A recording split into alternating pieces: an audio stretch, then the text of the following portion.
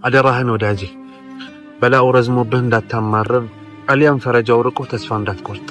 እንደነዛ ሰዎች አትሁን። ከአላህ የሚወዱትን የሚፈልጉትን ሲያገኙ የሚደሰቱ የማያስደስታቸው ደግሞ ሲመጣ በአላህ ላይ እንደሚያማርሩት አትሁን። ታውቃለህ ዱንያ ላይ የሚሆነው ነገር በሙሉ በአላህ ፍላጎትና በአላህ ውሳኔ ነው።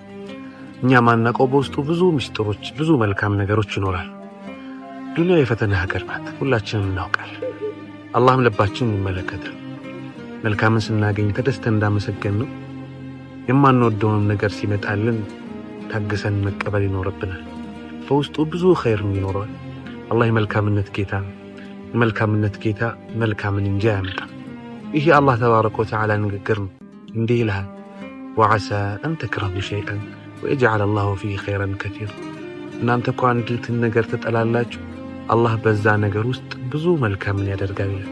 ስለዚህ በአላህ ተባረከ ወተዓላ ላይ ተማመን፣ በሱ ሙሉ እምነት ይኖራል። አላህ ተባረከ ወተዓላ በሸር ውስጥ መልካምን ነገር ያመጣልሃል።